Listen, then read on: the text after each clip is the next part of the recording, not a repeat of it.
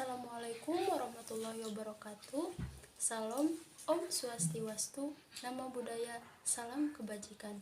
Puji syukur kita haturkan kepada Allah Subhanahu wa Ta'ala. Salawat serta salam selalu tercurahkan kepada Nabi Muhammad SAW. Gimana nih teman-teman kabarnya?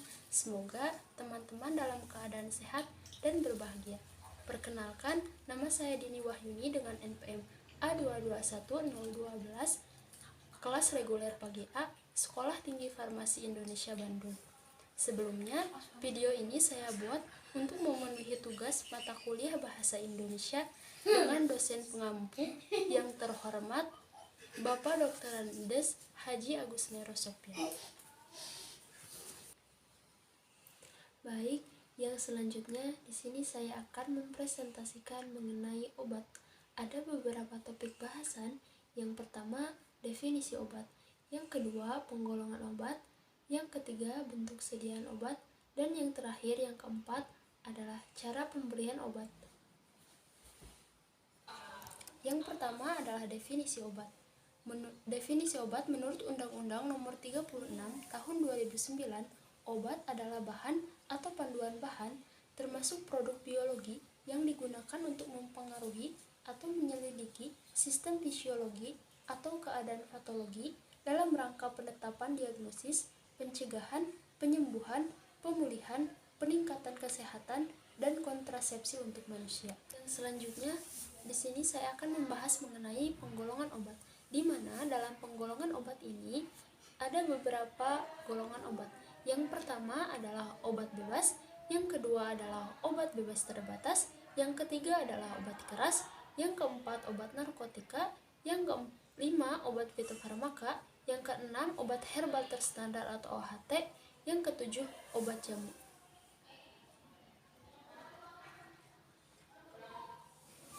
Baik, yang pertama adalah obat bebas.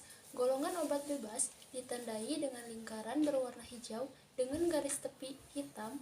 Kode ini menunjukkan bahwa obat tersebut dapat dibeli tanpa resep dokter. Contoh dari obat bebas yaitu paracetamol, vitamin, antasidadoin, dan lain-lain. Yang kedua adalah obat bebas terbatas. Golongan obat jenis ini sebenarnya masih bisa dibeli tanpa resep dokter, namun tetap tergolong obat keras. Jadi, bagi orang yang memiliki penyakit tertentu, penggunaan obat ini harus dilakukan dengan hati-hati. Contoh dari obat bebas terbatas yaitu CTM dan juga Tremenza. Yang ketiga adalah obat keras. Golongan obat keras hanya bisa dibeli dengan menggunakan resep dari dokter. Golongan obat ini ditandai dengan lingkaran merah dengan garis tepi berwarna hitam dan huruf K di tengah yang menyentuh garis tepi. Contoh dari obat keras yaitu alprazolam dan juga cetirizine. Yang keempat adalah obat golongan narkotika. Narkotika merupakan obat golongan yang paling berbahaya. Golongan obat narkotika mempunyai simbol seperti tanda plus dengan lingkaran berwarna merah. Contoh dari obat narkotika adalah kodein.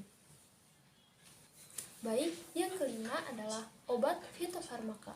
Golongan obat ini memiliki tanda kristal salju berwarna hijau di lingkaran kuning dengan tepi warna hijau. Contoh dari obat ini yaitu Stimuno dan Remaner. Yang keenam adalah obat herbal terstandar atau OHT. Golongan obat ini ditandai dengan simbol lingkaran kuning dengan garis tepi hijau dan gambar 3 buah bintang hijau di dalamnya. Contoh obat dari obat herbal terstandar yaitu Antangin, OB herbal. Baik, dan yang ketujuh yaitu jamu. Obat herbal atau jamu biasanya diwariskan secara turun-temurun dengan logo tumbuhan atau pohon berwarna hijau dengan lingkaran berwarna hijau. Contoh dari obat jamu yaitu Kiranti dan juga Herbacol. Baik, yang ketiga di sini saya akan membahas mengenai bentuk sediaan obat, di mana bentuk sediaan obat ini dibagi menjadi 3, yaitu solid, semi-solid, dan juga liquid. Baik, yang pertama yaitu solid atau padat. Bentuk sediaan solid adalah sediaan padat yang mempunyai bentuk dan tekstur padat. Contoh dari sediaan solid, yang pertama adalah tablet. Tablet adalah sediaan padat kompak yang dibuat secara kempak atau cetak dalam bentuk lingkaran pipih. Yang kedua adalah pil. Sediaan ini berupa massa bulat mengandung satu obat atau lebih bahan obat.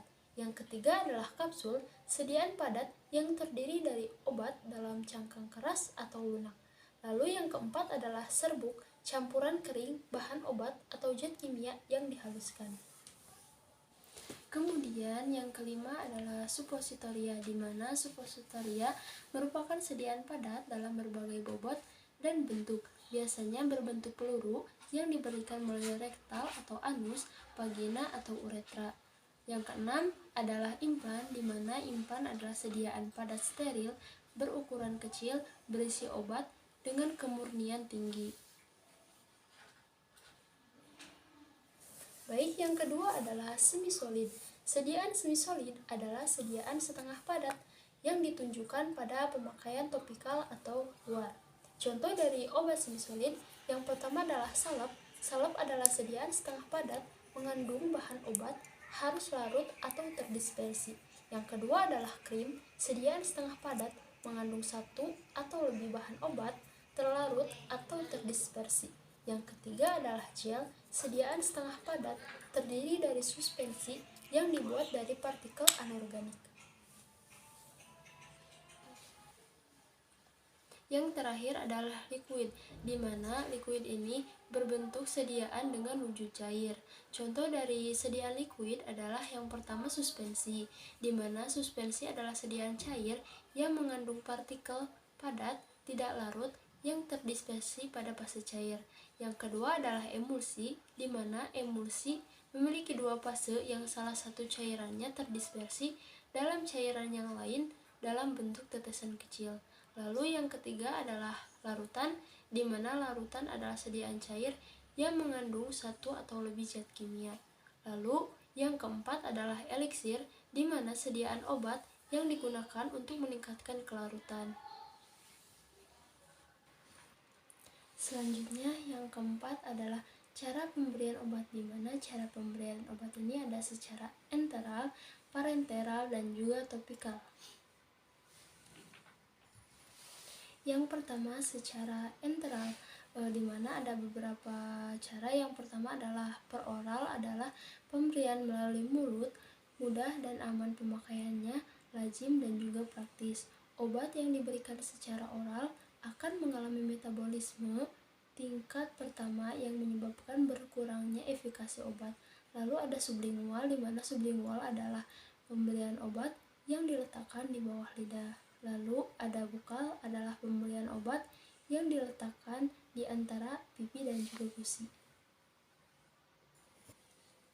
Kemudian ada parenteral, di mana parenteral ini ada pemberian secara intravena, di mana intravena adalah pemberian obat yang diberikan langsung ke dalam pembuluh darah melalui jarum suntik. Dan yang terakhir adalah pemberian secara topikal, di mana pemberian secara topikal ini adalah pemberian obat secara lokal, di mana obat hanya dioleskan pada permukaan kulit dan juga efeknya hanya di situ saja atau sistemik. Baiklah, mungkin sekian presentasi yang saya sampaikan. Mohon maaf bila ada kesalahan kata. Wabillahi taufiq wal hidayah. Wassalamualaikum warahmatullahi wabarakatuh.